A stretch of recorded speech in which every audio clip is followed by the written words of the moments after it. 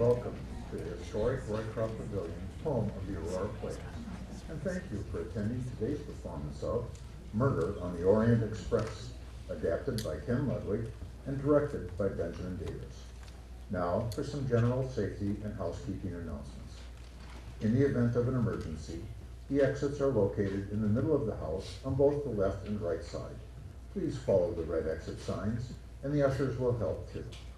Please turn all cell phones off. Also, please, no photography with or without flash, and no audio, video, or digital recording of the show. All these are distractions to the actors and violate our contractual agreements with the play's publishing house. There will be a 15-minute intermission. Refreshments are available in the lobby. Do join us. Please consider joining the Aurora Players by volunteering or becoming a patron. For information, see the volunteer in the box office or check our website. And now, Murder on the Orient Express.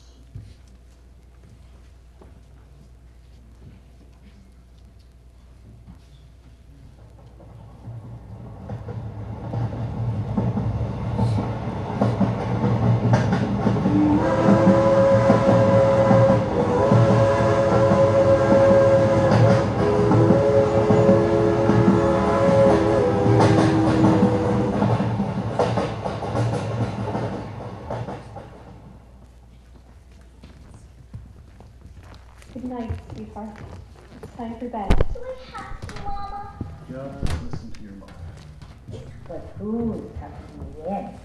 The wolf? No. The bear? No. My nanny! Yay! Yay! Now up we go.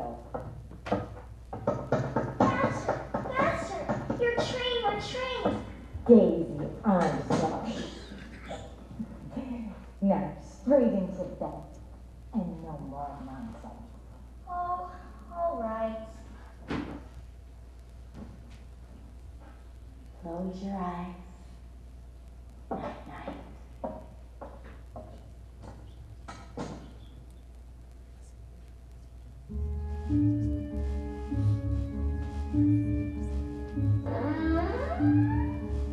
Who are you? Go away!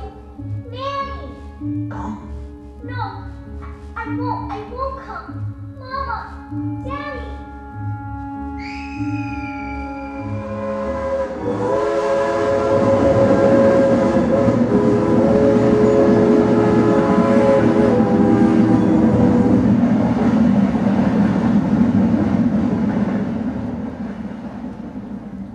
Good evening. The story you're about to witness is one of romance and tragedy. I'm a mother and the urge for revenge. What better way to spend a pleasant evening together? From the beginning, it was an odyssey of deception and trickery. 1 minute I could see the light, like the beam of a train engine hurtling past. Next minute, all was darkness, and the thread that I pulled came away in my fingers and led to nothing. I believe it was the greatest case in my career, but who am I to say? Modesty forbids it. It was certainly the most difficult I have ever encountered, and it made me question the very deepest values I've held since I was a young man. It began in the exotic city of Istanbul. I planned a vacation there for several days following a trying case that was on my nerves. Things began changing the moment I stepped into the dining room of the world-famous Tocatlian Hotel, where the enormity of the prices was matched only by the self-esteem of the waiters. My name, incidentally, is Hercule Poirot, and I am a detective. Ah, right this way, monsieur. I have a beautiful table that I am sure you will enjoy. Ah, it is monsieur's first time in Istanbul. That is correct. How did you know? I have my weight, monsieur. My little observations. In this business, one needs to be a detective, like that famous Poirot fellow who comes from France. I believe he is Belgian. No, from France. I know him personally. Ah. Your table, monsieur. Merci.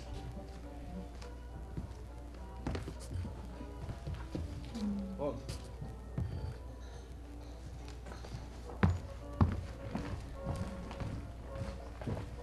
Mary, there you are. James, at last! Where have you been? Oh, I'm not that late, am I? Of course you are. You're always late. And I was terrified we'd miss the train. It would ruin everything. I was just exploring a bit. Never been to Istanbul before, and I quite adore all this Eastern nonsense. Well, I don't. I just want to leave right now and get it over with. Wish to hell you're out of all this. Deserve better, you know? Shh, not now. No one should see us like this. Not till it's all behind us. Besides, I think we're being observed by that funny little man over there. What, him? Nah, he's just some damn foreigner. Probably doesn't even speak English. Shall we order? I'm starving. Not here, no. But I found a cute little place around the corner where I'm sure the food will be 10 times better. But we can't be late for the train. We can't miss it. We won't be late, I promise. Now stop your fussing and come on, let's hurry. Yoo-hoo! Excuse me, waiter. You did a very nice job, so I'm leaving you something a little extra. Excuse me, young man. Are you American? Yes, I am. I thought so. I could see by your passport. Oh, I was wondering, that, you know, us Americans, we have to stick together, especially in a place like this.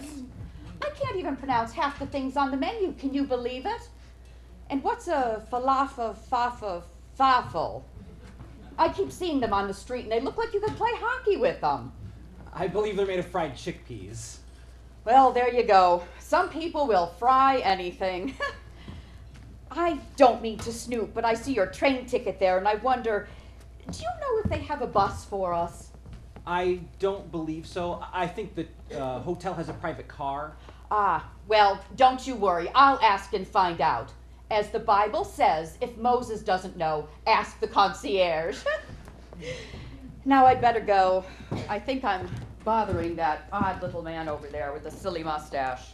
And I don't think it's real.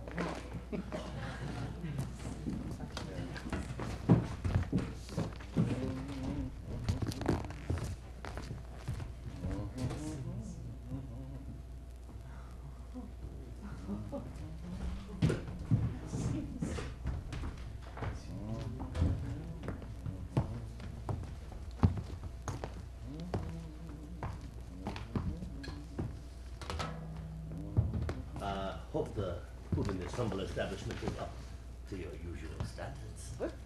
What is this? Oh, mon Dieu! It is Monsieur Book! My friend! Mon ami, but what are you doing here? What am I doing here? This is my home. I live here. Of course. I am a fool. I run Wagon Lee, the greatest train company in the entire world. And its central office is right here in this hotel. Garçon! This meal is on me. Please judge my office. No. Oh, oui. It gives me pleasure. You are my guest here. So tell me, what are you doing here? You saw me near cry, eh? No. I did that last week in Syria. It was a bad affair. An army officer, a missing Czech, a beautiful woman. It did not end well. The man was guilty, that was certain. But perhaps because I pressed the man too hard to admit his guilt. It was unfortunate in the extreme. And yet, I believe I did nothing wrong.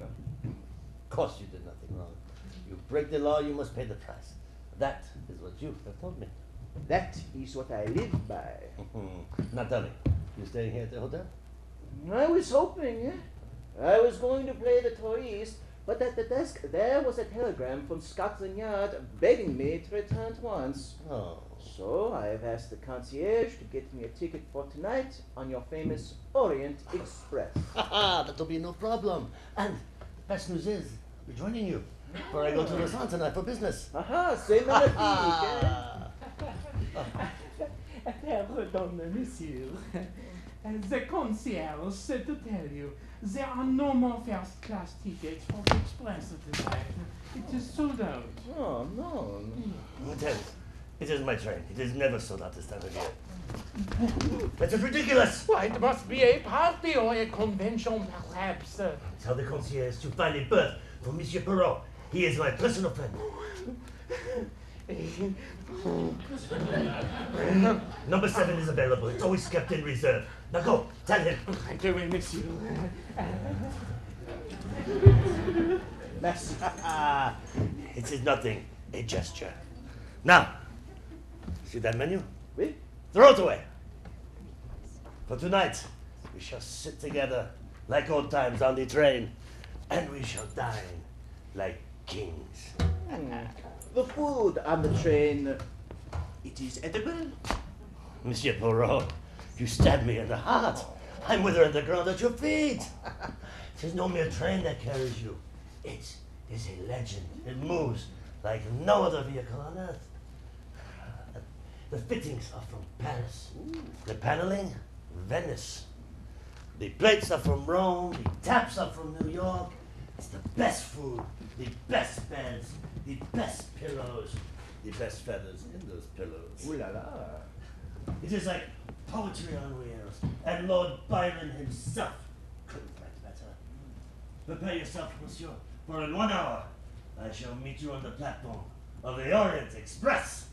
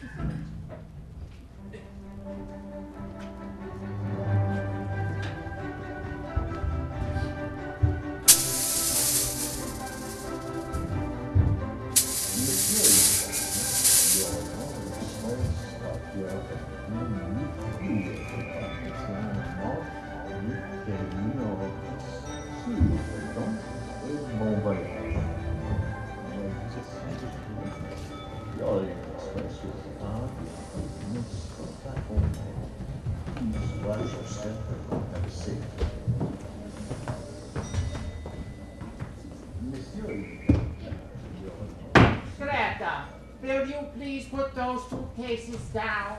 You're driving me mad. No, princess. Do not have concern. They are not so heavy as they look, I am sure. They are extremely heavy. Princess Dragomir, how lovely to see you. Please, let me help you, madame. Oh, it is Mademoiselle. I am not married, except to God Almighty, who lives in heaven. Oh, Greta, please. That is enough. This is Greta Olsen. I am a missionary, and I work in Africa with little babies. I have agreed to pay her way if she will assist me as I travel to Paris. But your usual companion, Miss Schmidt? She is sick. The doctors are calling it a cardiac event. But she is German, so it is very unlikely to slow her down. I will pray for Miss Schmidt, and God will protect her. Oh, Greta, please, just get on the train. You're in compartment 11, Princess, as usual. And Miss Olsen, you're showing with Miss Mary Debenham in compartment 4. I'm Miss Debenham. Mademoiselle, you'll be showing with Miss Olsen here. I will do my very best so I am not disturbing you. Oh, I'm sure we'll get along just fine. Hector! Here, sir. I'm right here. Is the luggage on board? Oh, yes, sir. It is. Oh, and I checked to see if any mail came for you overnight, and this came in, apparently.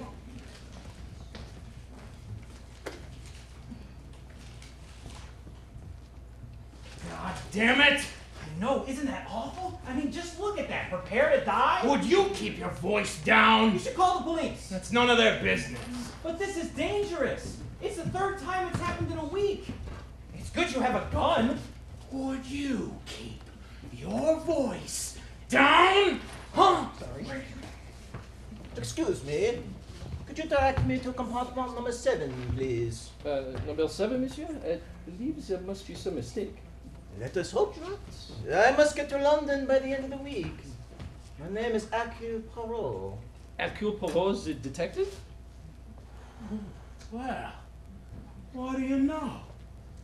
Hercule Poirot. I've heard of you. You're famous. Merci, monsieur. The name's Ratchet. Samuel Ratchet. Import-export. I may have some business for you. I'm afraid I'm on vacation, monsieur. Oh, you'll change your mind when you hear the price, eh? Every man's got his Monsieur price Ratchet, on- you are in compartment 2. I know where I'm going. Thank you. We'll discuss it inside. All aboard! Ah, Monsieur Poirot, hello. You bring me to the gate. You met Michel? Oui. He is from Paris and he's the best conductor in the company. Merci, monsieur. But your friend says that he is number 7, and I'm afraid it is taken. Indeed, the entire first-class coach is full. This is incredible. I know, monsieur. All the world elects to travel tonight. You would put him in number 1, please. That is my personal compartment. I will get something in one of the other carriages.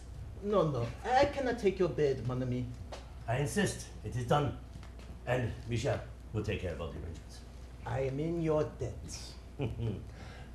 Now, tell me, have all the passengers checked in with you? Not yet. We're waiting for Mrs. Hubbard and the Count and Countess Andreni. Ah, the Countess is one of the greatest beauties of Europe. Ah, she is Hungarian, I believe. A commoner who became a doctor. And when she married the Count, she became royalty. I see her coming. Countess Elena Andrani, welcome. I am Constantine Book of the Wagon League. I am delighted to see you. Your reputation precedes you, madame. May I present my friend, Monsieur Hercule Poirot? The famous detective. That is being wonderful. I've read about you in the papers, monsieur, and I admire you greatly. Anoyon kedvesh. Ezazigajab. Noyon arbender. You speak Hungarian beautifully. Not as well as you speak English. May I help you with your bag, madame? Oh, no, it is nothing. And your husband, the Count, is coming? Ella, my husband cannot join me this trip, but since I'm visiting my mother, it works out nicely. He does not like her. Monsieur Poirot, I look forward to hearing of your wonderful adventures. And I look forward to telling you about them. Compartment 12, Countess.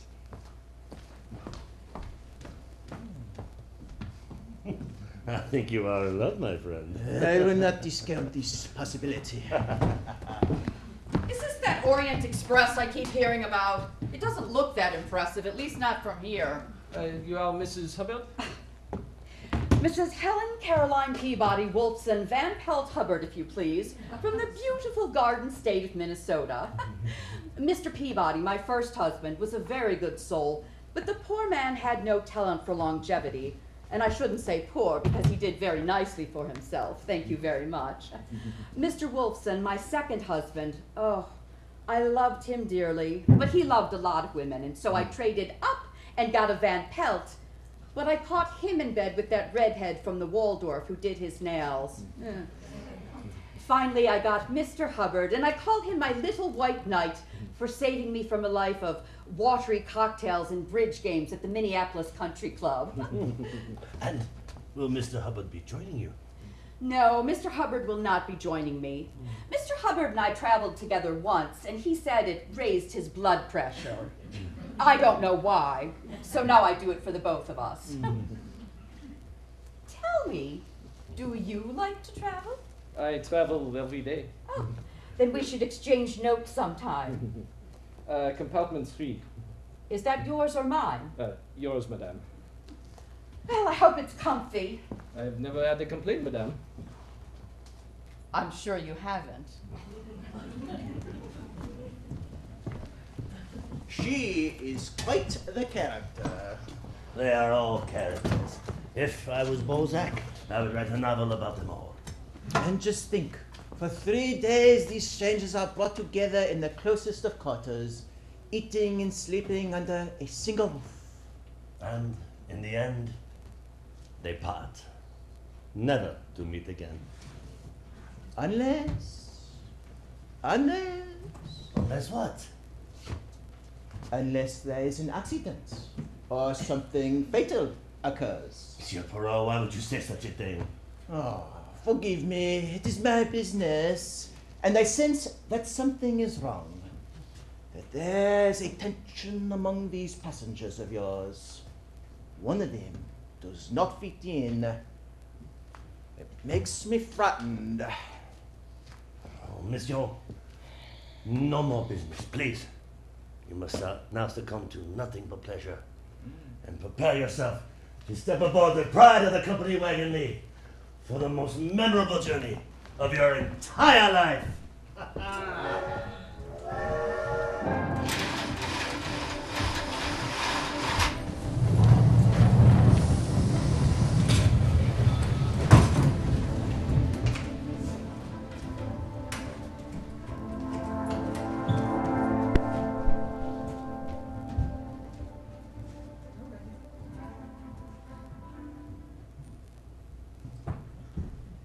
Well, ain't this the bee's knees? Maybe I'll just move in for good.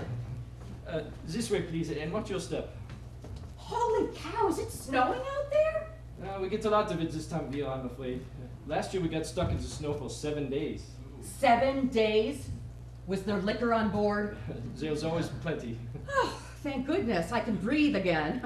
Oh, don't get me wrong, I also eat solid food, as long as it's cooked in bourbon. As they say in the movies, lead on Macduff. Keep up, Greta. You must keep up. We have to get settled in before the train starts moving. I have to confess to you, Princess, that I am not liking trains since I am little girl. They are feeling very tight to me, like clothing that is made wrong size and is squeezing my bosom. Oh, may God forgive me. Don't be silly, Greta. Trains are wonderful. I am also not liking the strangers and their clickety-clackety. But we will be sitting together, yeah? Oh, that part is good. In Africa once, I am on a train. And there is noise and crying and animals and I look up from my book and there, sitting next to me, right on the seat, is very old goat. It's true, old goat. And on this trip that we are taking together right now, I think it is not so different, yeah?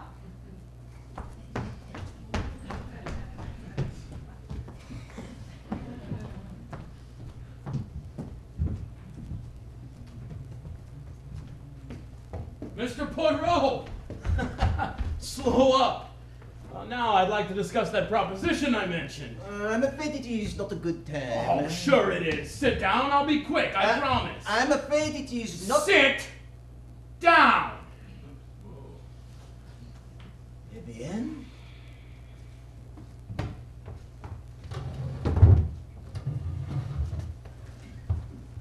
Proceed.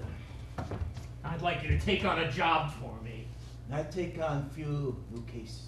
Oh, you'll take this one on, I guarantee it. And why is that? Because I'm talking big money here, Mr. Poirot. I have an enemy. I would guess that you have several enemies. Now what's that supposed to mean? You are successful, n'est-ce pas? Successful people have many enemies. Right. That's it exactly. You see, I've been getting some threatening letters lately. I want an extra pair of eyes to do some snooping around. And that's what you do, am I right? Snooping? Anyway, I can take care of myself. But I'll pay you $5,000. How does that sound? No.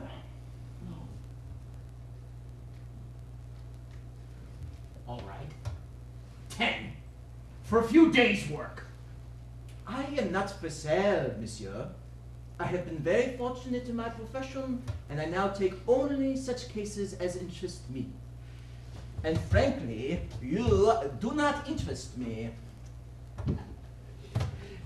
You want me to grovel, is that it? I want nothing, monsieur, except to leave.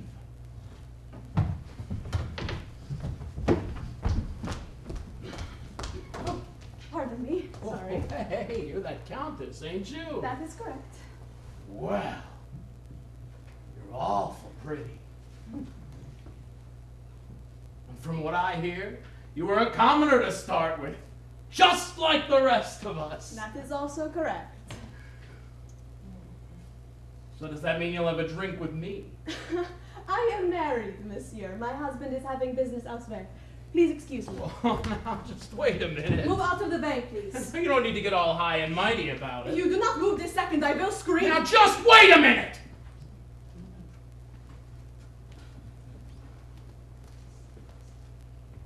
You said that you're unattached at the moment. We're on a train. Who the hell's gonna know what happens in some private room on some two-bit piece of... Stay away from me. Oh, Mr. Ratchet, I was looking for you. I put your glass of wine next to your bed, and if there wasn't anything else you needed from me tonight, I thought I would just go Shut up, Hector! Just shut up! Ah, my friends.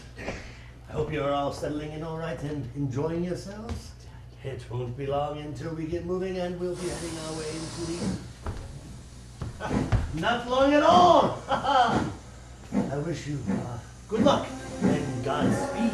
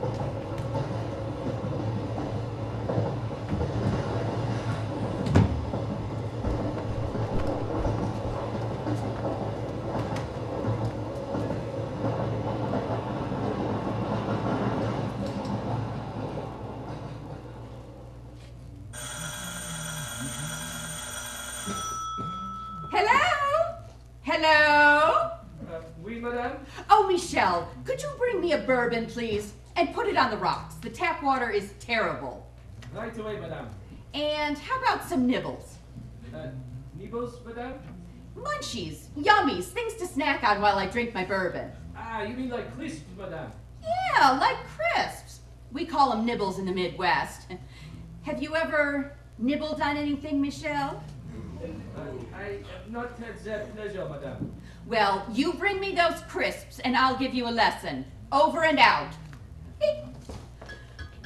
Well, you're not looking so bad there, kid. You're looking younger all the time. Huh.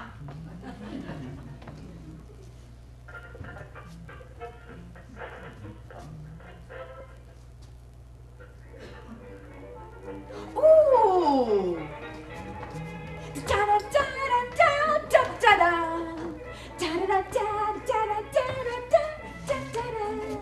Keep it down! Shut up! Who asked you? It is the middle of the night.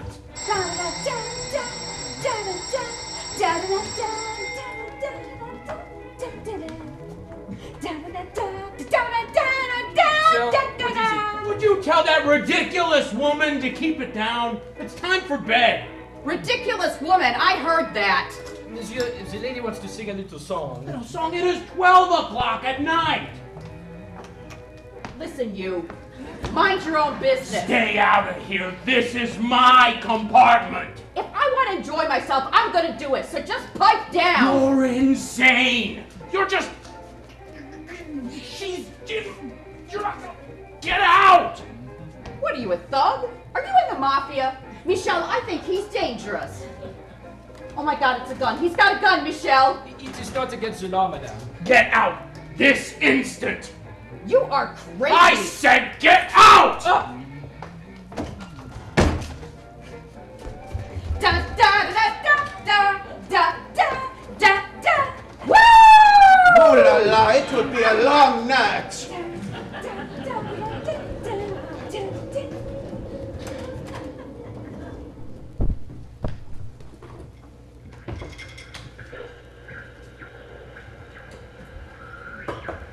Orient Express to Belgrade Station. Orient Express to Belgrade Station. Emergency call number 867. Alert code blue. This is important. Do you read me? Hello? We read you, Express. Pray continue. We've just left Sofia and the snow is becoming heavier by the minute. I'm getting concerned as we head into the mountains. Please prepare your rescue equipment in case of stoppage. Hello? Do you read me? Are you there, Belgrade? Belgrade, can you hear me? Oh, thank God. I thought you weren't coming. What's the matter? I got your note. I'll tell you what the matter is. I'm frightened because we shouldn't be doing this. Now calm down. I can't calm down. We have to stop this. Oh, that's ridiculous. No, it isn't. That's the trouble with you military men. You never show any real emotion. It's always stiff upper lip no matter what's going on. Mary, we are doing nothing wrong. You have to remember that. I'm trying. I really am. Better. Yes. I think so. There was a hill near my home. It's called. I'd sit for hours watching the trains go by in the valley below. I want to climb aboard them and course away. But you didn't. Well, no. I suppose you would break my mother's heart. You were a very good man. Well, she was a very good woman. Do you know what the worst of it is, with all this traveling we've been doing? We never get any privacy. It's just so maddening. Well, I don't see anyone around at the moment. Do you? No. Suppose I don't.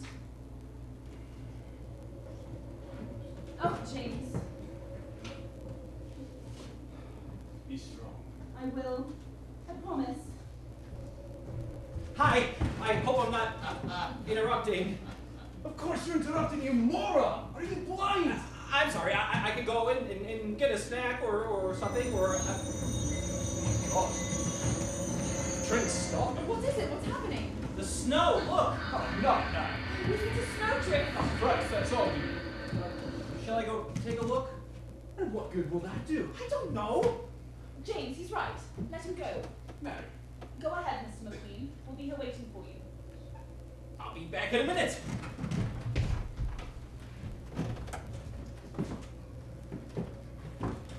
No. Why'd you send him off like that?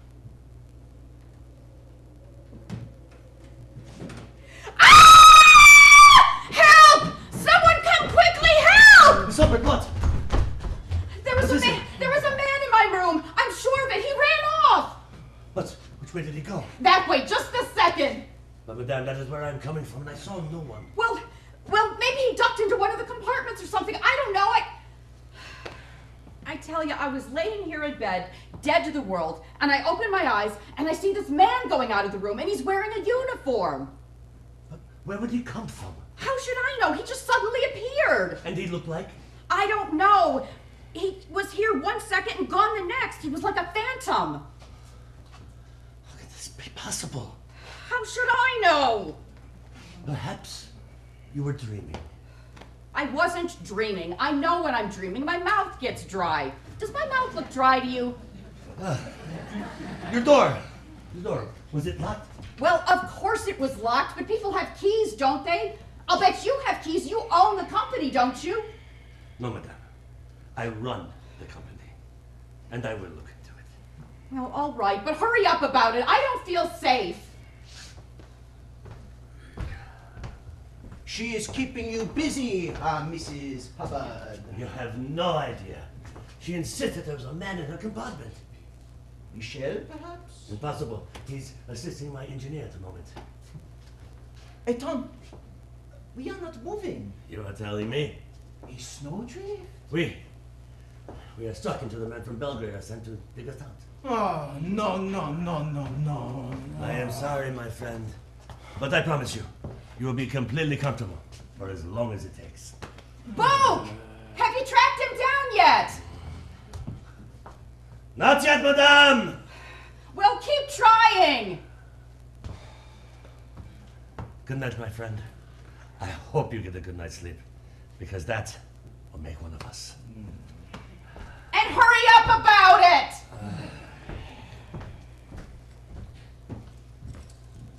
I wonder.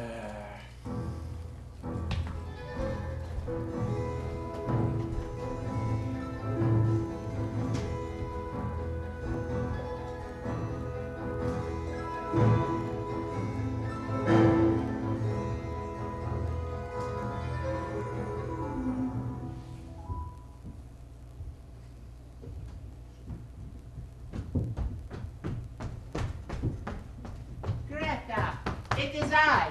Slow down. Oh, good morning, Princess. Good morning. Good morning. Good morning. Good morning. Good morning. Good morning. My fault. Good morning.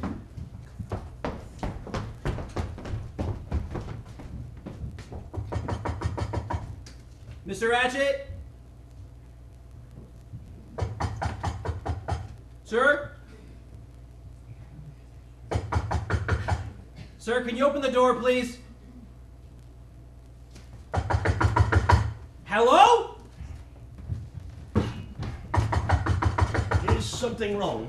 He isn't answering, and the door's locked.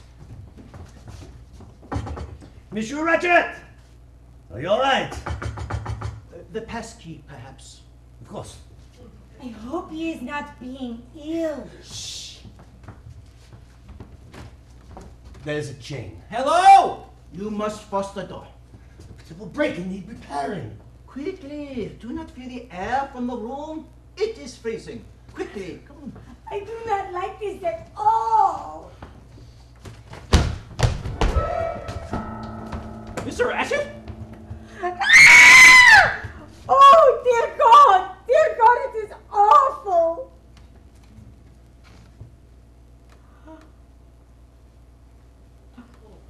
Oh,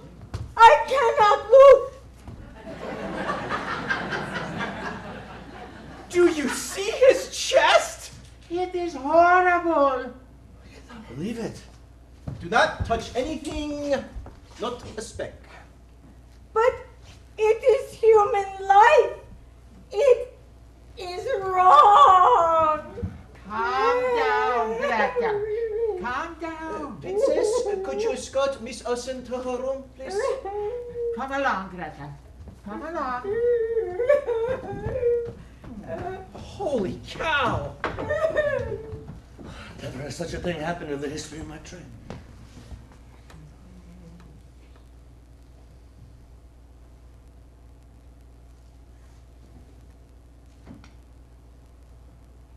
What are you doing? I am examining the wounds. There appear to be 8 stab wounds to the chest. Mr. McQueen, when did you see him last? Me? I don't know anything. He was fine last night when I put out his wine. You are his secretary. What do you know about him? Not very much. He never spoke about himself at all. Frankly, I think he was hiding something. That's just an impression. And why was that, do you think? Well, I think he was fleeing from America to get away from something. And I think until a few weeks ago he managed it. And then? Then he started receiving these threatening letters. They're in my room. Do you want to see them? Yes. Go quickly and please ask the Countess to join me here. I'll be right back. Merci. It is incredible. Such a thing that happened in company. It's freezing in here. You have observed the window. Oui, it is open. And what do you see outside?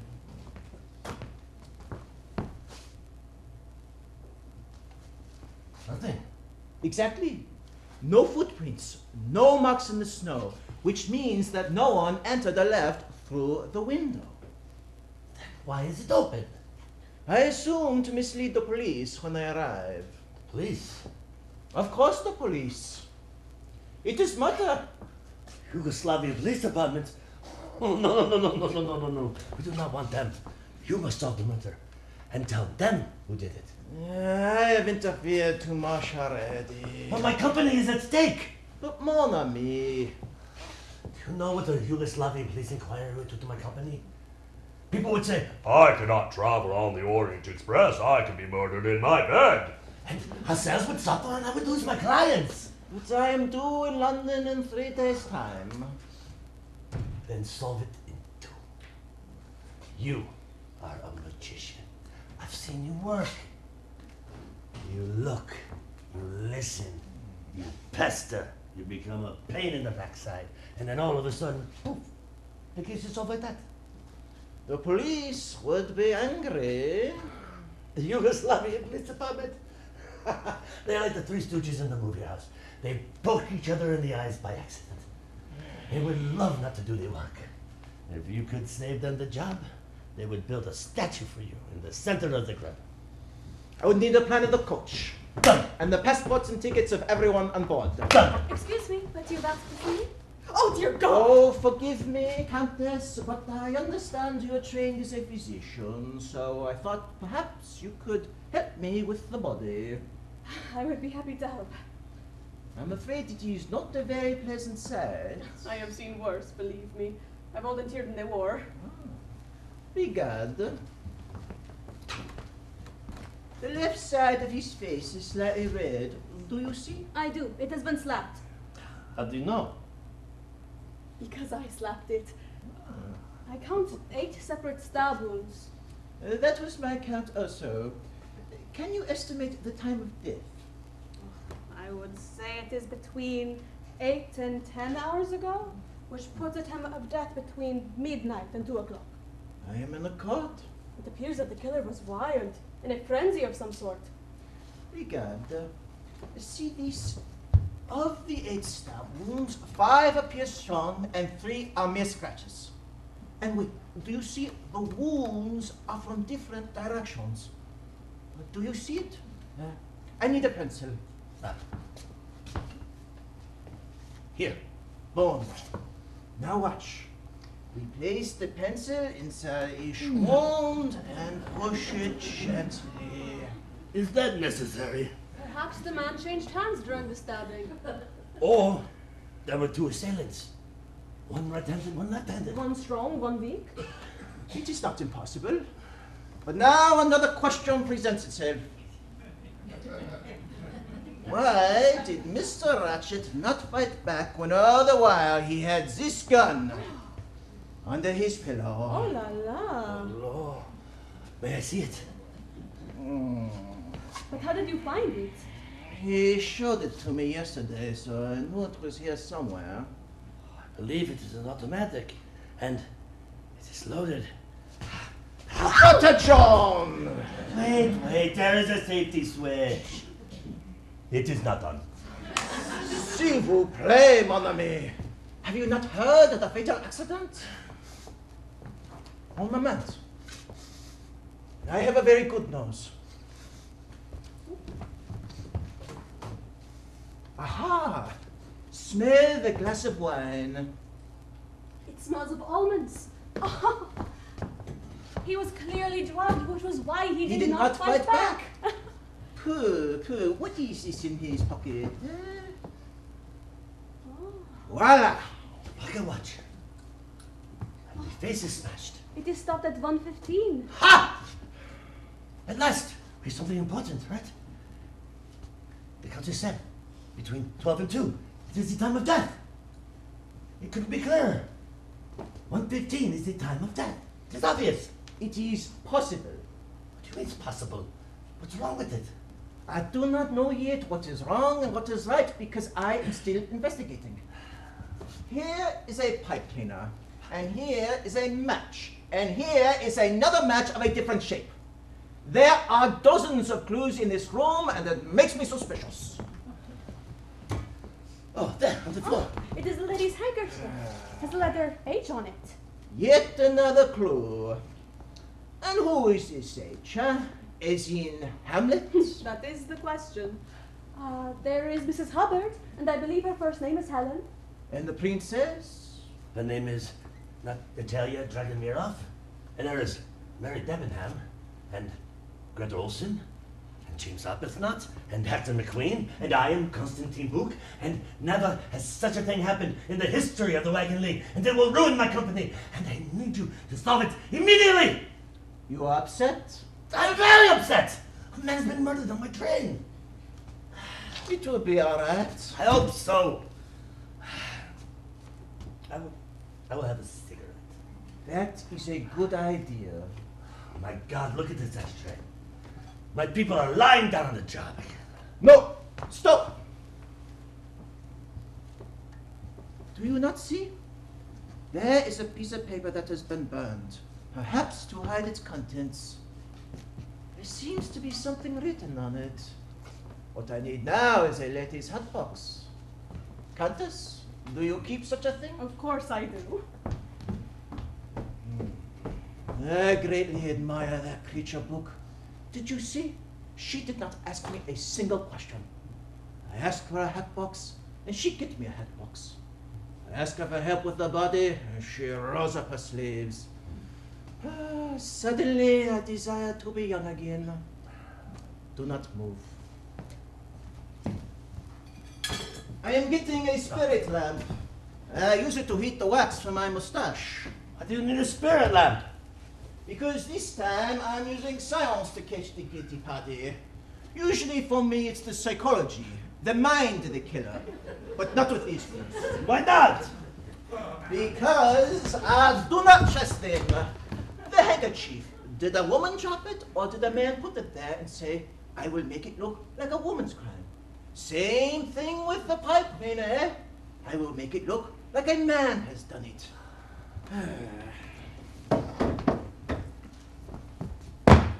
There is also the watch, the gun, the window, the match, the wine. There are too many clues, and I am unhappy. Your hat box, monsieur. Ah, merci, madame. Je vous en prie. If I asked you to leave your husband and come away with me to Monte Carlo, what would you say? I would say give me 5 minutes. I need time to pack. I will get back to you. In the meantime, please hold this. Thank you. Now, I have a little theory that we're going to put to the test. Excellent.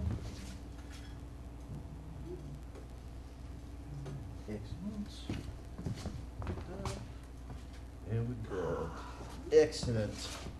Now, I believe that this paper is the remains of a note, perhaps a threat that was burned to conceal the information it contained.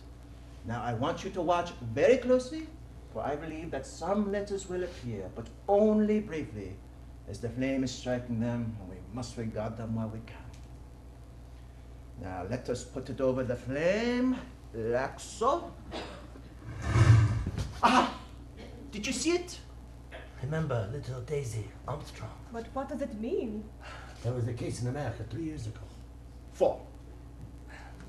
A little girl was murdered. It was in all the papers. I don't remember. It was a case most horrible. Horrible. A young girl named Daisy Armstrong was kidnapped from her home in Long Island, New York. Mama! Daddy! The ransom was set at $200,000, and it was paid. But Daisy was never returned to her parents. 3 days later, they found the little girl, dead, murdered, in the woods not far away from her home. No! The police caught the man who did it, but he had ties to organized crime, and they got him off by changing the evidence. He would have been hanged, been found by the public, but gave them the slip and disappeared. But what has this got to do with Ratchet? I think we can guess this, no? Of course. Monsieur McQueen said that Ratchet was fleeing from something in America and that he succeeded until the letters began arriving. Son, you think? That Ratchet's real name was Bruno Cassetti, the man who murdered little Daisy Armstrong. Oh, dear God. Excuse me, Mr. Poirot. I found the letters. A bone, messy. And so it begins. Monsieur Book, please gather the passports of everyone in the carriage, then send to me the princess and Miss Austen together, then Monsieur McQueen, and then Mrs. Hubbard. Now feet, before the chair is cold. It is clear that someone on this train committed this murder, and I will find out who it is, I promise you.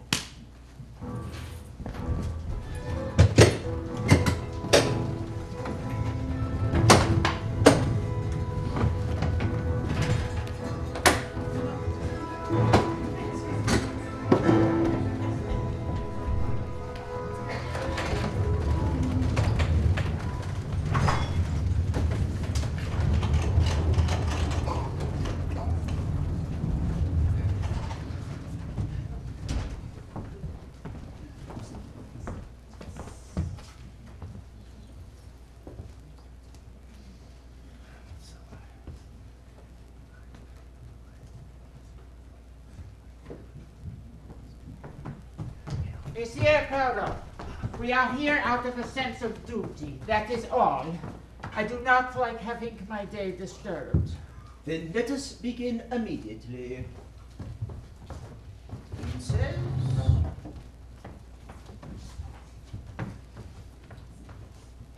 Let's see. Now, it says in your passport that you are Russian. That is correct. I have been in exile since the Bolshevik dogs took over. And I see that your first name is... Natalia. And, is this your handkerchief, madame? It has a letter H on it. My initials are M.D. Natalia Dragomirov.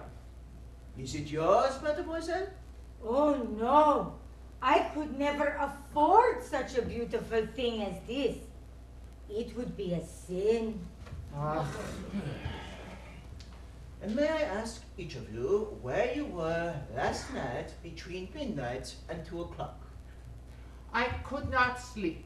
So at midnight, the Countess and Dremy and I read a book together in my room, out loud. It is the very best way to get to sleep when you are anxious. And what were you anxious about? The Bolsheviks. And what book did you read? A Tale of Two Cities. It is very comforting. And you, Miss Hudson, where were you? I was in my room with Miss Debenham, who is also nice. We talked from 12 o'clock until 2 o'clock, and then we slept. You can ask her. And have either of you ever been to America? Yes, many times. I have not been to America, but I must go someday to raise money for my little babies in Africa. Oh, you are very religious. Yeah, since I was little girl, and Jesus came to visit me in my garden. He spoke with me and told me I must work hard to help little babies in Africa. And I'm sure you've done it beautifully, mademoiselle. Just one more question for both of you ladies. Are you aware of the identity of the man who was killed last night? His name was Ratchet, and I pray for his soul. No, my dear. His name was Bruno Cassetti. The Countess told me. And what I pray is that his soul is damned and that he burns in hell for all eternity. Princess! He killed a girl named Daisy Armstrong. And her grandmother is my dearest friend. You would know her as the actress Linda Arden. Ah, she was very great. Not the buzz, monsieur. She is very great. She is very much alive and remains the greatest actress of the American stage. And when her 5-year-old granddaughter was murdered by this monster Cassetti, it took her years to recover. Indeed, she has not yet recovered. There were 4 who died? No, 5, monsieur. 5 people died. Little Daisy, and then her mother, Sonia, my goddaughter, who was pregnant, died in childbirth. And the baby died too. And then the little girl's father, Colonel Armstrong, could not live with what had happened and ended his life. And the housemaid as well. 5 human souls were extinguished. So please forgive me, Greta, if I take the view that there is no forgiveness in a case such as this, and that Mr. Cassetti should have been flogged to death, his remains cut up and thrown onto the rubbish heap. Greta, please. Greta, please. I'm so sorry. Monsieur McQueen, please, sit down. Of course. Are they all right? Oh, they will be fine, I assure you. Now, tell me, please, what exactly were your duties as secretary to your employer? Well, I wrote his letters and did his errands and things. And you knew him only as Samuel Ratchet?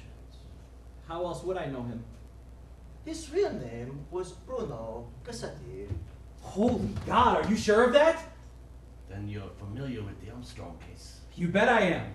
My father was the district attorney for the state of New York. He's the one that brought the case against that son of a bitch. I'm sorry. You have no idea what he did to that family. And they were so kind to me. Can you tell us who was in the Armstrong household? Sure. Mrs. Armstrong had a sister. She went to graduate school, and then after the tragedy, she moved to Europe, and I think she got married. Her name was Helena.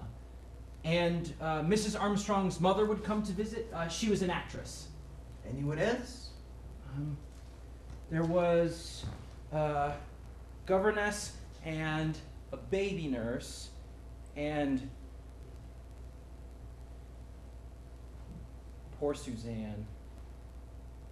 She was a French housemaid. She came from Paris. My father's office thought that she might be implicated, and she was so distraught from the accusations that she killed herself. But it turned out she was innocent. My father was shattered. He never recovered. And where were you last night between midnight and 2 o'clock? 12 to 2, I was on the observation deck with Colonel Arbuthnot. And did you see anyone last night you did not recognize? No. I saw Michelle the conductor, the other conductor, Colonel Arbuthnot, and Miss Debenham. The other conductor? There's a second conductor? I guess so. I saw him. And he was in uniform? Yeah, the same one Michelle wears. And he looked like? I don't know. He had his hat pulled down. But he was sort of small boned. You know what I mean? Kind of feminine. Did you speak with him? I said hello, but he just kept going. You're very helpful. Thank you. You may go. And please ask Michelle to come see me. Sure thing. I'll see you later. Merci. Ha! I knew we'd catch a break. Mrs. Hubbard was telling the truth. I should have listened. The murderer was wearing a uniform. And the only question is now, where did he go? No, my friend. The question now is whether such a man exists. He could be an invention of Monsieur McQueen. Why would he lie? He's not a murderer. Why not? Because he's not the type. This is a crime of passion by someone Italian or Hungarian. A man with blood in his veins. I have now looked at all the passports and there is one that troubles me. There is a grease spot on the signature page and it obscures the first letter of the Christian name, and I believe it is telling. Who is it? Well, it is... Knock, knock. Excuse me, I need to talk to you. Please, if you could wait your turn. No, I cannot wait my turn because you owe me an apology. I do. You thought I was crazy. Madam, pardon. I do not know to what you are referring. To what I am referring is the man in my compartment last night. You didn't believe me, but guess what? I have a surprise for you. There was a man in my compartment and I can prove it. Look, he left a button. That's Orient Express. It sure as heck does, and it's just like the kind that Michel wears on his uniform. And you found it where? On the floor this morning, bright as you please, right next to my big toe when I put these tootsies down on the ground when I woke up. And you waited until now to tell us. I just woke up. It's called a vacation. And I just heard about Ratchet's murder, and I thought, maybe this button guy did it. You see, it all adds up. He goes into Ratchet's room, kills him, comes out through my room around 1:15, and I see him. Well, I don't see him exactly. I sort of feel his presence. And do you realize he could have strangled me or shot me or something? The dead man's name was not Ratchet, madame. It was Bruno Cassetti. Does that mean anything to you? No. Have you heard of the Armstrong case? You mean that poor kid who got killed? Yeah, it was in all the papers. The whole world knew about it. So what? May I ask where you were last night between midnight and 2 o'clock? Oh, great. So now I'm a suspect? You know, you really should read some detective stories and get some tips. 12 to 2, madame. I just told you I was alone in my room when some man comes in around 1 o'clock and scares the living bejesus out of me. Mrs. Hubbard, would you write your signature on this paper, please? I beg your pardon? Your signature, so I can see your handwriting. I always thought the French were screwy. He is from Belgium. Exactly. Sorry to interrupt. I'm looking for Miss Debenham. She is not here. Have you checked her room? I've tried everywhere I can think of and she's gone. You tried the carriages at the end of the train? Of course I did. Got Michelle to open all the doors and she wasn't in any of them. Not sure where she could have gone, sir. It is a very small train. No, I don't think you understand what I'm saying, monsieur. There was a murder on this train last night. That has certain implications, does it not? Oh my God! It's her! What happened? Quickly, this way!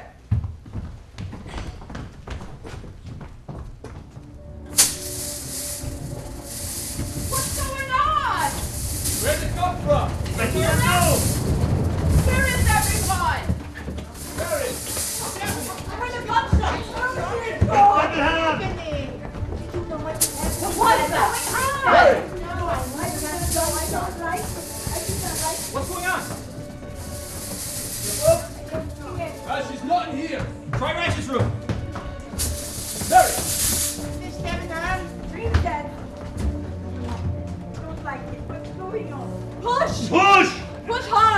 fine.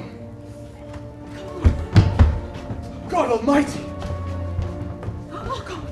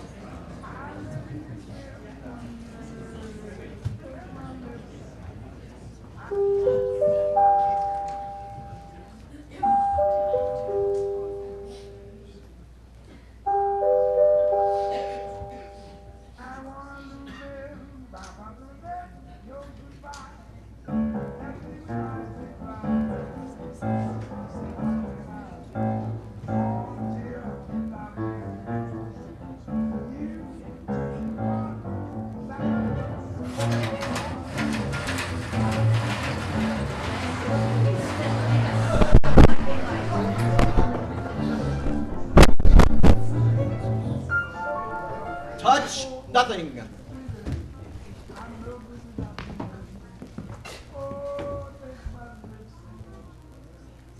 Countess? Of course. She's still alive. Oh, thank God. Oh, Mary! What happened? Oh, you're shot, for God's sake. I need my medical bag. I'll get it. Quickly, compartment 5. Michel, please search the train. Oui, monsieur. I'll go with him. Me too. Wait. Do you have a gun? There's one for emergencies in the potter's box. Take it with you. This is not a game. Yes, sir. Come, quickly. Can you sit upright? I think so. There is a great deal of blood. I do not like blood. Nobody likes blood. Here's your kiss. Thank you. It is only your arm? Yes. You are not hurt elsewhere? No. Do not be alarmed. I am merely cutting the sleeve of your blouse so I can have a better look. I cannot watch.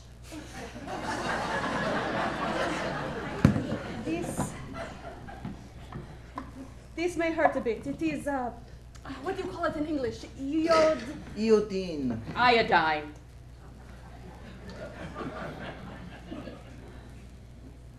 Ow! Be careful, will you? I'm all right, Colonel. You are remarkably fortunate, Miss Debenham. 2 inches to the left and it would have been fatal. Well, thank God for small blessings. Countess, may I ask Miss Debenham a question? You are well enough? I think so. It is very simple, mademoiselle. Who shot you? I don't know. I only caught a glimpse of him. He was... What? Tell us. It makes no sense. He was in a kind of uniform. But I may have imagined it. Can you tell us what happened? I'll try. I woke up this morning feeling disoriented, as though I'd been drugged or something, and I had this splitting headache.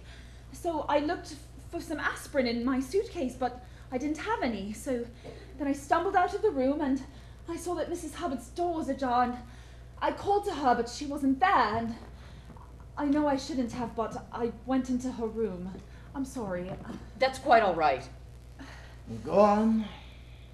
My head was splitting open by this time and I wasn't thinking straight, so I looked for some aspirin in Mrs. Hubbard's makeup bag, and there was this knife, and it was covered in blood. A knife? In my bag? Yes. Where is it? I left it where it was. I had felt so frightened. Holy cow. I'll go get it. Stop! You will not go get it. I will retrieve it when I am ready. Now, Miss Debenham, continue. Let me just say that this goes to show you that there was a man in my room last night. And then Mrs. Hubbard. Sorry. You talk too much. I beg your pardon. Miss Debenham? Well, I was frightened when I saw the knife, and I must have stumbled into Mr. Ratchett's room, and then I turned and I saw the body on the bed with all the blood and the wounds, and I screamed, and then I saw the man and the gun, and that's all I remember. It's all right. Are you sure it was a man? I think so. I assumed it was. I suppose I'm not positive. He must have been hiding in here behind the door, waiting to escape. So if I'd come in here first, whammo! No more show tunes in the shower. And that would have been a terrible loss. Mrs. Hubbard, can you tell me where you keep your makeup bag? Gladly. It's right behind the door, hanging on the hook. Merci. And let me just say that if these compartments were a little bit bigger, I wouldn't have to hang my makeup bag on a hook like some drama school kid in a Rudolph Frimmel operetta, just living out of a hold all and... Holy God. I cannot look. I've never seen one like that before. I will be analyzing it for fingerprints. In the meantime, will you all please leave and do not touch anything as you go. When I have finished in here, I will be in the dining car and I would like to see Miss Debenham. Now, see here. If she is able. Then Mrs. Hubbard, and then Miss Olsen, and the princess again. Me? Countess, would you be so kind as to escort Miss Debenham to her room, please? Of course. Merci. You are strong enough? I'm much better, thank you. I see no reason to put Miss Debenham through anything stressful at the moment. I will bear that in mind. Colonel. I hope you solve this all quickly, monsieur. I am not afraid of dying, but I would rather not speed up the process. I intend to sue this company on the grounds of sheer anxiety. Eh bien, madame, you are not the only one who is anxious at the moment.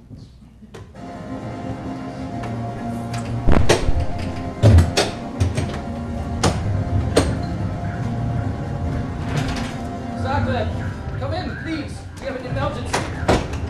We cannot reach Belgrade, and we are 20 miles from the nearest town. We need assistance. Zagreb, come in.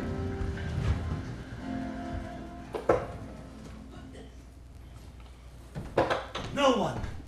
There is no one, I tell you, not a single person on this train should be here. You are positive? Entirely. This has gone on long too far. Our lives are in danger. It is like a magic trick. It's unbelievable. I told Michel to keep looking. He may find something. I do not expect so. Then where did he go, this man, dressed as a conductor? I have no idea. That is the problem. Every time I find a piece of the puzzle, there is a suspect who has an alibi. Colonel Arbuthnot. He could have a grudge against Cassetti from a business dealing.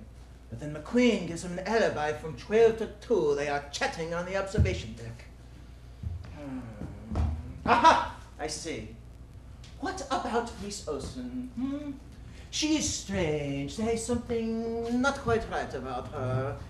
But she swears that she and Miss Debenham are up all night chattering in the room they're sharing. And so it goes with the princess and Mrs. Hubbard. Now Miss Debenham is shot and I am out of suspects. Borrow. I brought Miss Debenham, as you requested. Now what do you want with her? I merely wish to ask her some questions. Colonel, you may go. I beg your pardon. You are not needed for this. Well, I'm sorry to hear it, but I'm staying. And I am sorry also, because you are not. Now listen here, you little Frenchman. He is a Belgian. I don't care. If he's the man in the moon, I'm not leaving her. It's all right, James. Honestly, I'm sure it won't take long. She is correct. I need a mere 10 minutes. Well, I don't like it, you understand? You can put that in your meerschaum pipe and smoke it. That is Sherlock Holmes. Well, go to hell. Bon, please, sit down, Miss Debenham. There is much pain? Well, it's rather sore, that's all. Oh, you are very brave. Let us all be grateful it is not worse. Thank the Lord. Now, Miss Debenham, In the hotel yesterday, I heard you speaking with the colonel, and you said you were terrified you would miss the train. Can you tell me why it was so important to you? It wasn't that at all. I didn't want to be late. But you said you wanted to get it over with. Get it all behind you. Get what behind you? You seemed quite agitated. I'm afraid you're reading into it. I'm tremendously punctual, that's all. Pardon. It is my profession. Sometimes I am too imaginative. And you and the colonel are very close, I take it. We only met a few days ago, and I suppose we rather hit it off. And as for the murder, I assume you know that the dead man was Bruno Cassetti. I heard. And what do you know of the kidnapping? Not much, I'm afraid. I've never been to the States. I see. And what is it that brought you to Istanbul? I lived with a family for about a year. I'm a governess. And can you tell me your whereabouts last night between midnight and 2 o'clock? I was in my room with Miss Olsen. We chatted until quite late. You see, she talks quite a bit, especially when she's anxious, and I may have dozed off for a few minutes. I see. May I go? You may. Oh, wait! There is one last thing. Would you sign your name, please? All right. It's a good thing I'm left-handed. I have trouble signing with my right at the moment. Merci. Please, get some rest. And on behalf of the company, I'll have a bottle of champagne sent straight to you. Thank you so much. And if there's anything else I can do to help, please, let me know. Goodbye. Goodbye. Oh my God, could you imagine if she had died? Thank goodness.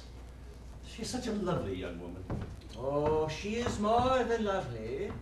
She is a complete liar. Miss Debenham? She claims that she is not well acquainted with the colonel, yet they are clearly on team. To him, she said she wanted to put something behind her, and now she pretends that these words mean nothing. But she was shot. In the arm? It could have killed her. I wonder. I wonder about what? La la, you do not suspect her. Because that is murder. It is not impossible. But it is impossible. She's cool. She's methodical. She would not stab a man to death. She would sue him in court. No, no. You are wrong if you think this crime is sudden and passionate. This is a long-headed crime, mon ami. I would stake my career on it. Look at this.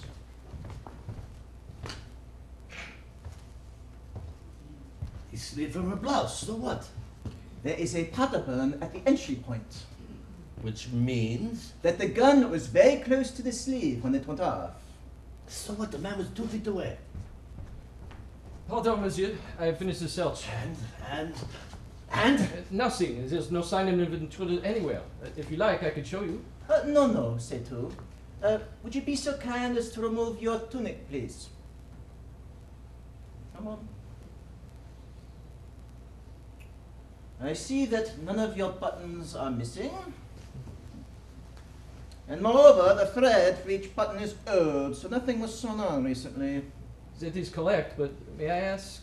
Mrs. Hubbard found this button in her room this morning. It is not mine, monsieur.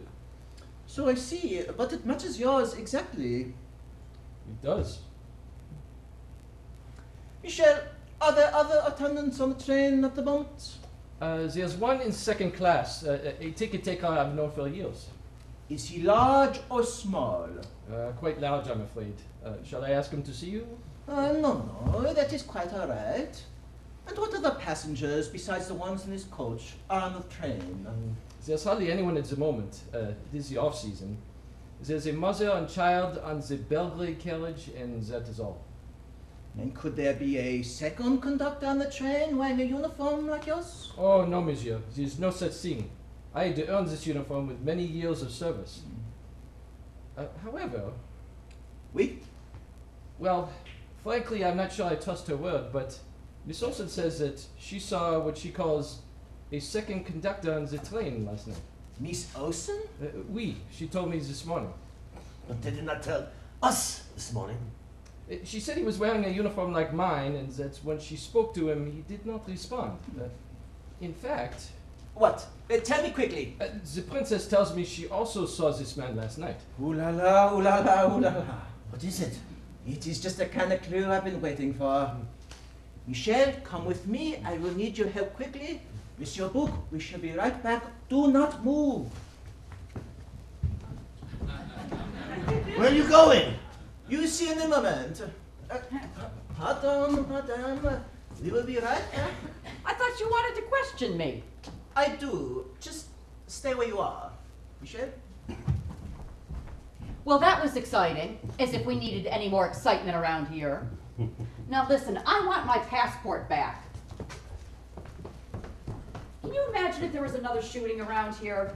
I'd be running through Yugoslavia without my passport. They'd shoot me on sight and ask questions later. Who are you? Well, I'm Mrs. Helen Hubbard from the Minneapolis Golf and Racquet. Blam! No more mahjong. You have been extremely patient. And believe me, I am very grateful. If there's anything I could do to thank you, please, I'm at your service. Oh. You know, you remind me of one of my husbands. Oh, which one? The next one. Please. Put it back. It is my suitcase. You may not take it. He must have a reason. I have an excellent reason. Please stop. Really, Monsieur Poirot. Miss Olsen, you must permit me to take a look in your suitcase. But they are private things. It has my undergarment. Oh. Monsieur Poirot. Oh. Miss Olsen, we will look at nothing that will embarrass you. You have my promise. Wait, I have an idea. Princess, would you be so kind as to assist me? I suppose. Miss Olsen, Michel tells me you saw a second conductor on the train last night. Is that correct? Yeah. And what did he look like? He was small, like a woman. That is correct. I saw him as well. Oh, that is perfect. It seems that virtually everyone on the train has seen the second conductor except myself and Monsieur Book. So the question now is, where did he go? Is he hiding on the train? If he was still in uniform, we could spot him quickly. Therefore, at least one conclusion is that he has hidden his uniform and done so in the luggage of one of the passengers. But why choose me? There are other suitcases. Try one of the other ones first. Princess, would you be so kind as to raise the lid and tell us what you see inside?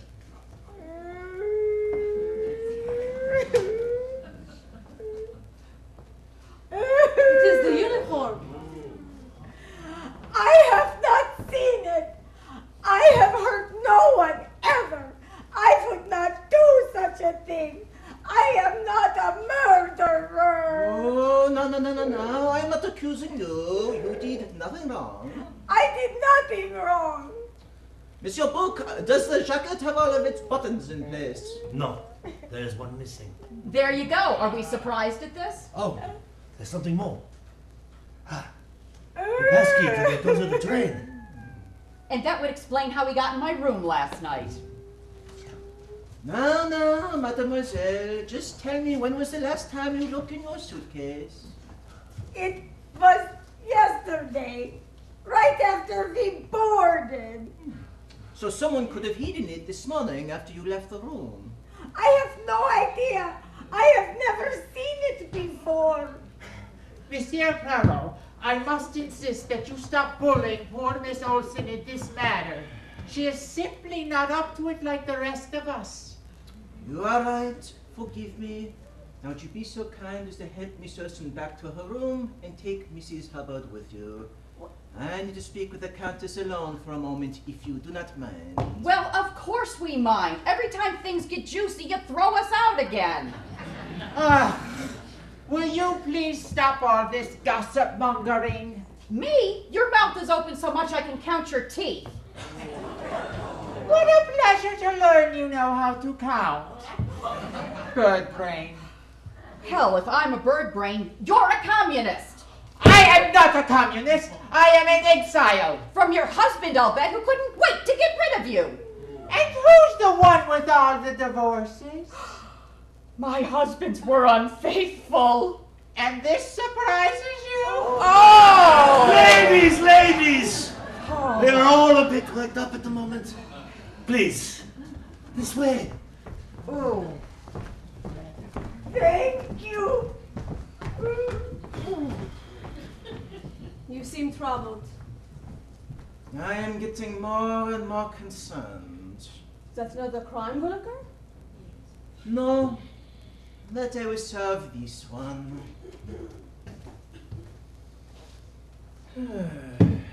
Countess, what is your maiden name? Goldenberg, as you see in the passport. Oui, but now you use Andreni. My husband's name. Of course. The Countess Andreni. And I believe your first name is Elena. That is correct. I am a suspect. I merely ask questions. That is my job. I thought you were friends. It is my greatest wish, but please indulge me. This morning I examined your passport and I saw a grease spot at the beginning of your name, Elena. The spot occurs before the first letter, and it could easily hide another letter, such as H.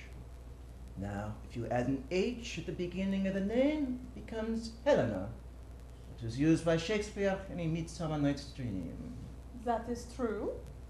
The kind of name an actress might choose for her daughter. I suppose. An actress such as Linda Arden, the grandmother of Daisy Armstrong. If you say so.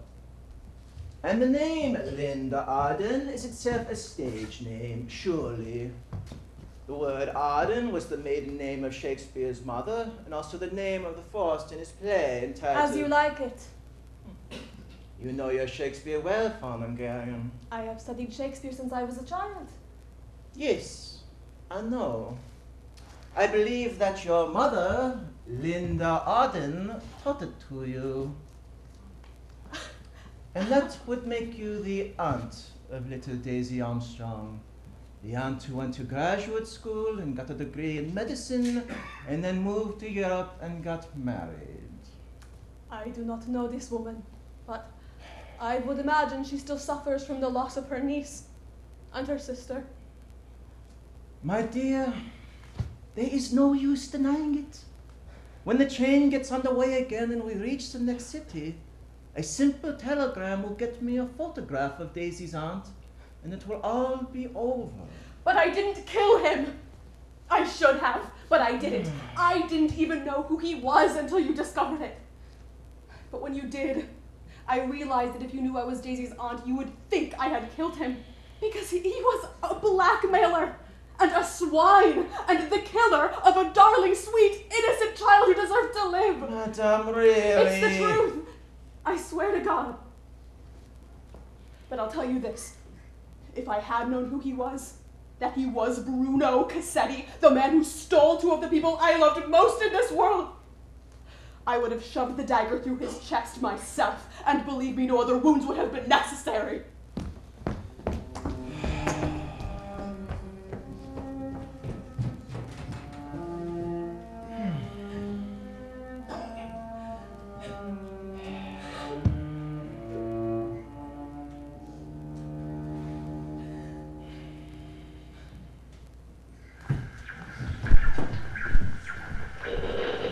Hello, can you hear me? I'm calling Zagreb Station. Can you hear me, Zagreb? This is Constantine Book of the Orient Express. We are hearing you, Monsieur Book. You are loud and clear. We remain stuck in the snowdrift in Polinsky Pass. Where are you? We have been delayed, Monsieur, but should reach you presently. How are conditions? They're running low on light and heat. Provisions are low. Passengers are angry. And I have a dead man rotting in compartment 2. How are things with you?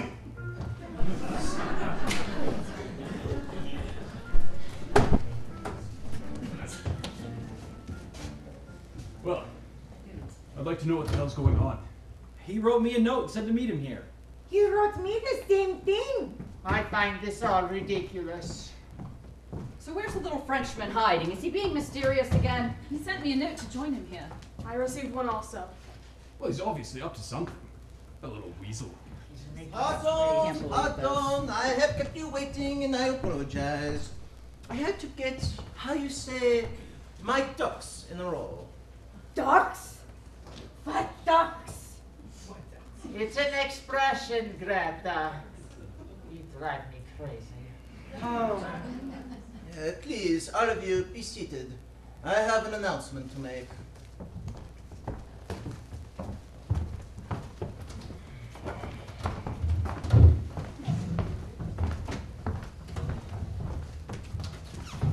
Ladies and gentlemen, I have called you together in order to reveal to you the killer of Monsieur Samuel Ratchet, also known as Bruno Cassetti. What? You're kidding. You know who did it? I believe that I do. But first I must interrogate the last of your fellow passengers who has not yet answered any of my questions.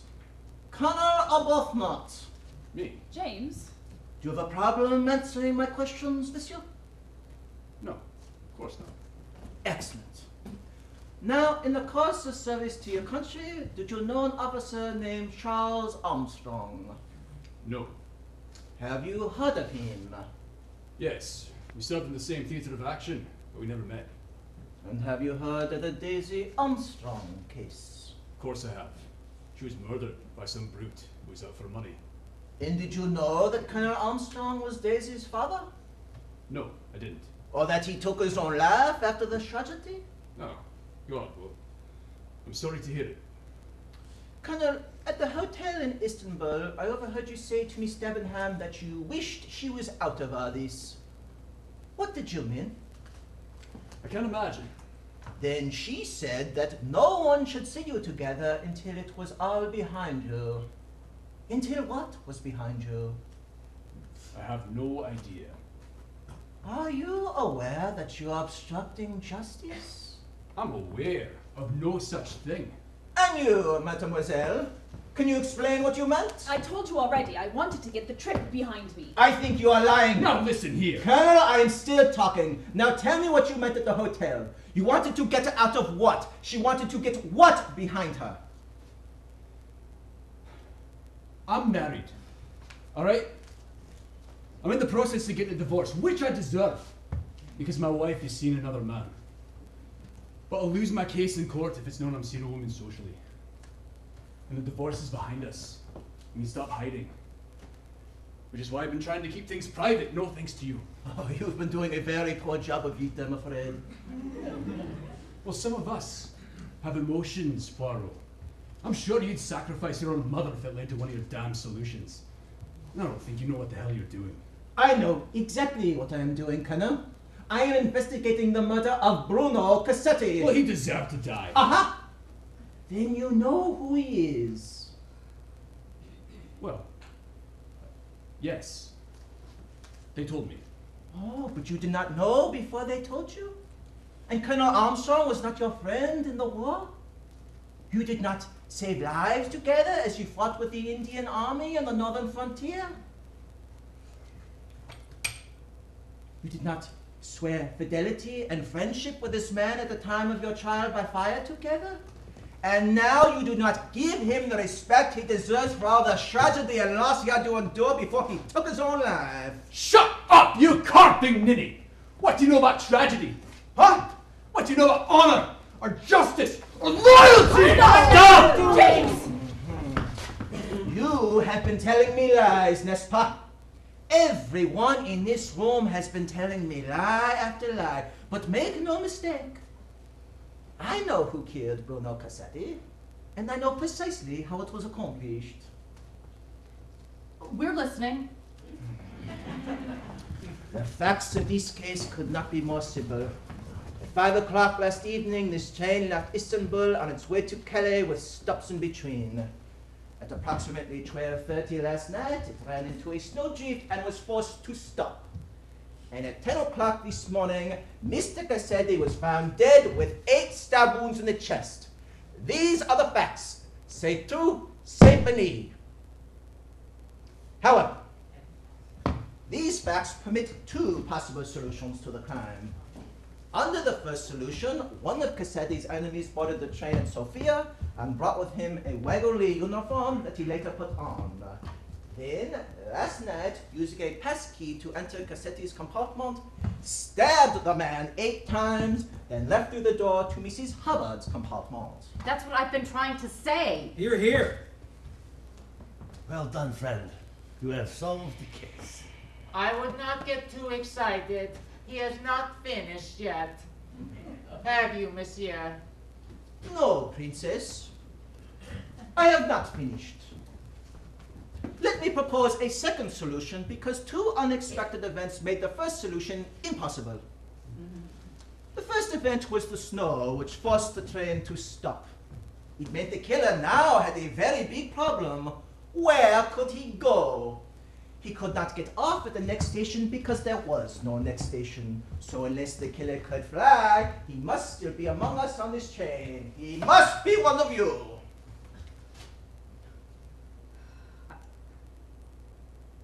I can't believe this. You said there were 2 unexpected events. We just can't wait to hear the other one. The second event was the discovery of the fragment of a letter that said, "Remember little Daisy Armstrong." And from this fragment we know that the killer was not some random enemy of Bruno Cassetti, but someone who came to avenge the death of a 5-year-old child. Am I being fair about this, Miss Debenham? What do you think? I suppose so. Excellent. Now with these facts in mind, the second solution took root. And little by little it has blossomed in all of its terrible ruthlessness. The first clue leading to this solution appeared within an hour of my arrival at Istanbul, when I learned that there was not a single ticket left on the first-class coach of the Orient Express. It is never full this time of year. That is ridiculous. And it was ridiculous. Why was this train so suddenly full? But thanks to Monsieur Book, I had a berth on the train, and soon, on the platform, I met an astonishing company of actors. Monsieur Poirot, I look forward to hearing of your wonderful adventures. Princess Dragomirov, how lovely to see you. I have agreed to pay her way if she will assist me as I travel to Paris. I am not married, except to God Almighty, who lives in heaven. Hungarian, French, Russian, Swedish. What were these people doing on the same train? Something was amiss. It was like looking at a painting by Pablo Picasso. Over there's an eye, on top of an ear, behind a nose, and nothing was normal. Consider the moment in the corridor last night. Help! Someone come quickly! Help! Miss Hubbard, what? What is it? There was a man in my room. He ran off. I'm sure of it. Which way did he go? That way, just this second. But, madame, that is where I'm coming from, and I saw no one. How is this possible? How should I know? And then came the murder itself. A businessman dies in a locked room in a torrent of almost unspeakable violence. Dear God, it is awful. Do you see his chest? It is horrible. I cannot believe it. And then it was time to inspect the body, and the Countess and I found not 1, not 2, but 8 stab wounds to the chest. Perhaps the man changed hands during the stabbing. Or there were 2 assailants. One strong, one weak. After that, I was offered a feast of clues. The open window, the wine, the gun, until one clue of real importance was at last discovered. The broken watch. It is stopped at 1:15. Ha! At last! The time of death. But for me, the importance of the watch was not the time it took, but the place it was found. In Mr. Cassetti's pajama pocket. An unlikely place to keep a watch, don't you think? Do you sleep with your watch in your pajamas? Do you? Are you? Of course you do not. It would be uncomfortable. Which led me to conclude that the watch was deliberately placed in the man's pocket so that I would think that the time of death was 1:15, a time in which every single person on this chain has an alibi. But in fact, Mr. Cassetti did not die until after 2 o'clock, when absolutely no one has an alibi. You know, I really don't think we need to be subjected to this performance in front of everyone. Sit down, Mrs. Hubbard.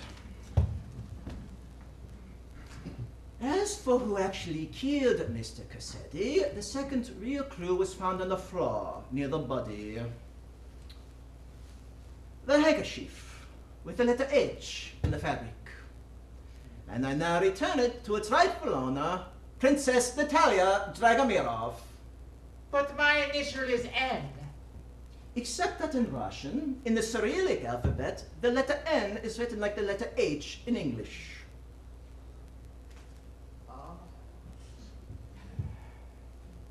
Thank you. I must have dropped it. And that leaves the most puzzling occurrence of the entire case. As some of you will recall, I was speaking with Mrs. Hubbard and the Colonel when suddenly there was a scream and a gunshot. This was no ordinary scream and gunshot, my friends. This was a fabrication so fantastic and elaborate that for a moment, even I was confused. Oh my God, it's her! What happened? Mary! Within moments of seeing Miss Debenham on the floor, I knew it was all a sham. A performance. How could the man only 2 feet away merely graze the victim in the arm? Huh? And why would I find a powder burn on the sleeve of the blouse where the bullet entered? Because she fired the bullet herself, then dropped the gun and fell to the floor. Nonsense! I'd have to be crazy. Exactly! Crazy. That or committed totally to a course of action that meant everything to you. 4 people on this train were friends or family of Daisy Armstrong. Do you not find this incredible? My father brought the case against that son of a bitch. Her grandmother is my dearest friend. Well, he deserved to die. I would imagine she still suffers from the loss of her niece. And if there were 4, could there be 6 or 8? Could Miss Debenham not have been young Daisy's governess at the time of the kidnapping? I lived with family for about a year. I'm a governess. And Greta Olsen, who has been a baby nurse for years. May we not suppose she was Daisy's nurse on Long Island? I am a missionary, and I work in Africa with little babies. As for Michelle, it struck me from the beginning that a scheme like this could not be accomplished without someone on the inside. Let's say a conductor who could come and go as he pleased.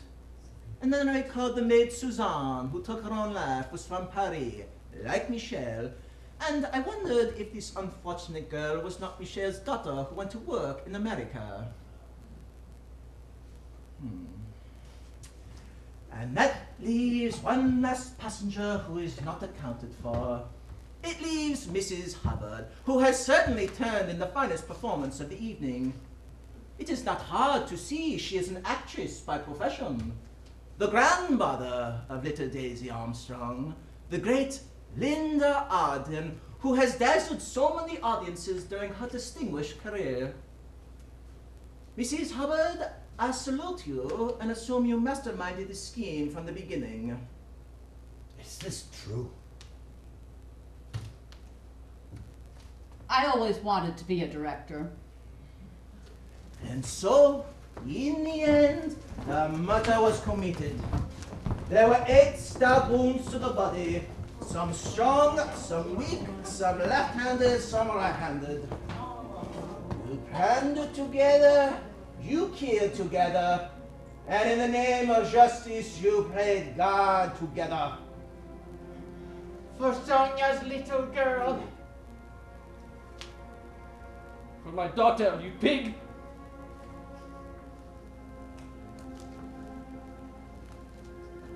For Charles. For Daisy.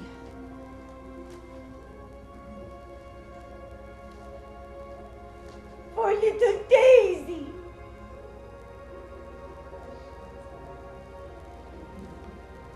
For my father.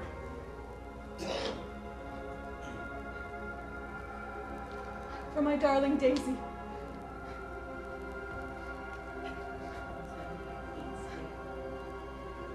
For my grandchild.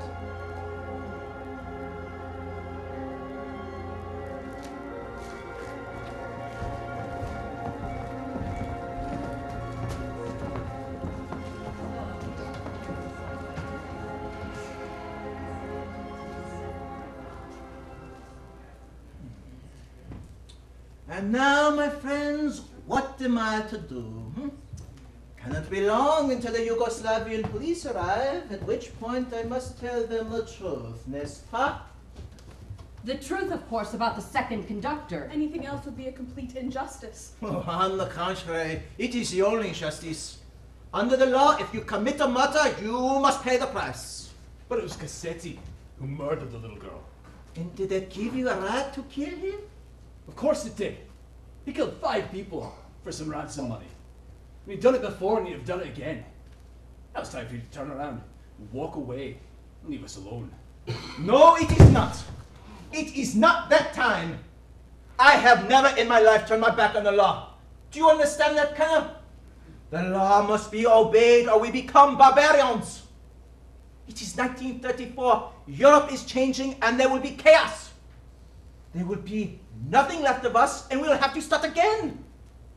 I cannot support this and I cannot agree to this. But the man was a monster, Monsieur Poirot.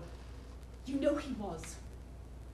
But I cannot just ignore this. May a humble actress speak her piece? Please do, my dear. Monsieur Poirot, we are in your hands and we acknowledge it.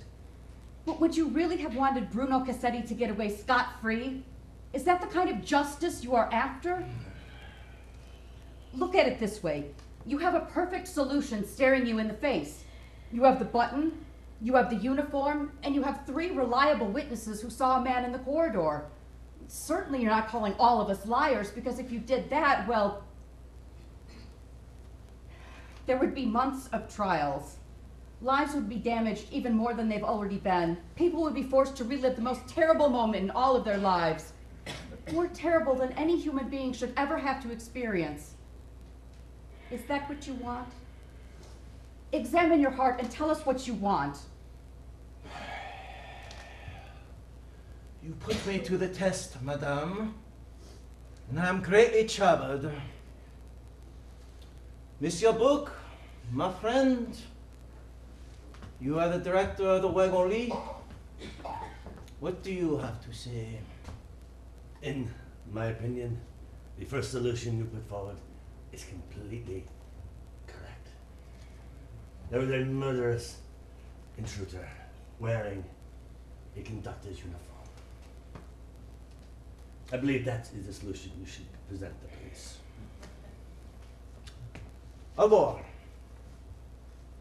my friends, may you go with God. And I hope that He can give you the strength you need to get on with your lives.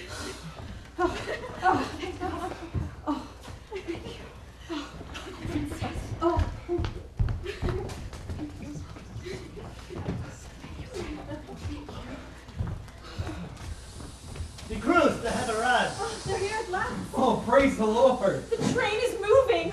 Oh, we've never been on last train. Thank you so much. James, do you see them? I told you it would be alright in the end. You know, Poirot turned out to be more than I... Poirot?